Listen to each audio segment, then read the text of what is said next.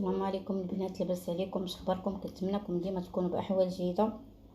وصراحه هاد الله علاش ما كنحطش معكم كل نهار فيديو، لان عندي شي حوايج وحده اخرين كنديرهم، يعني ما عنديش الوقت باش نحط كل يوم فيديو.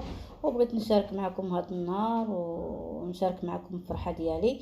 بغيت ندير عيد الميلاد لبنتي ايناس وصافي. صراحه الله هو عيد الميلاد ديالها باقي واحد شويه، ولكن انا بغيت نفرح بها. عندنا اسباب باش نديرها، لان على حساب اختي.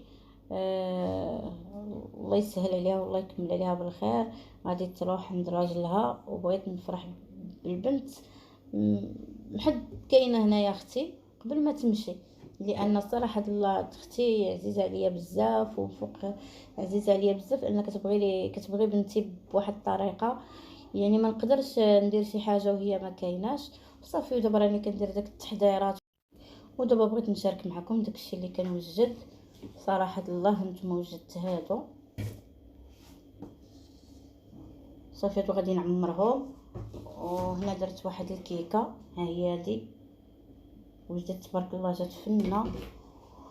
وصافي هنا درت واحد الكيكه واحده اخرى انا غادي نوريها لكم في قلب الفران، يعني عاد غادي نزوقها وداكشي.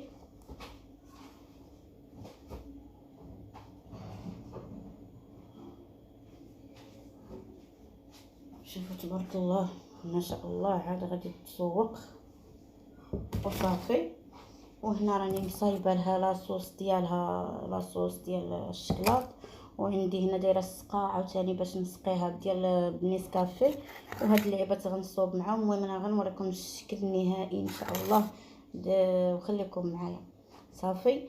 المهم هادشي اللي كاين، والتباقي الاخر عاد غدي ان شاء الله غادي نبدا نعمر حيت غدي. المهم البنات صافي ديال الحلوه ديال الشكلاط، هانتوما راه صافي جبتها وجبت حتى هو واحد السرجم، حيت الشكلاط كيذوب بزاف. ما بغيتش ندخلها دابا الثلاجه، لان حتى الغدي ان شاء الله ديال السبت عاد عيد الميلاد، انا كنصوبها بالجمعه. صافي درت هاد الشكلاطه كتشوفوا كيذاب فوق منا. المهم حتى الصباح عاد غادي نزوقها ان شاء الله، يكون يبس هاد الشكلاط وصافي والمهم وغدي ان شاء الله نشارك معكم الحفله ديال عيد الميلاد. ما بغيتش نطول عليكم الفيديو، كنتمنى ان شاء الله نشوفكم بالخير. والناس اللي كيسولوا فيا الله يسهل عليكم، حتى انا كنبغيكم كيف ما كتبغيوني. ايوا وان شاء الله هذاك الشيء اللي درناه في الحفله. وبقيت نفكر راه قلت لكم والله حتى بديت كنسى البنات التصوير ولا شي حاجه. راه كما قلت لكم راه كنخليها تبرد حدا السرجم. وتهلاو في راسكم، تصبحوا على خير ونتلاقاو فيديو جديد.